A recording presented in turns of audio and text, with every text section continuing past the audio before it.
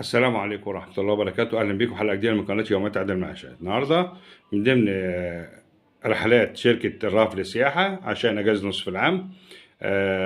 في رحلة تربو دهب سانت كاترين، تربو دهب سانت كاترين ب 400 جنيه الفرد.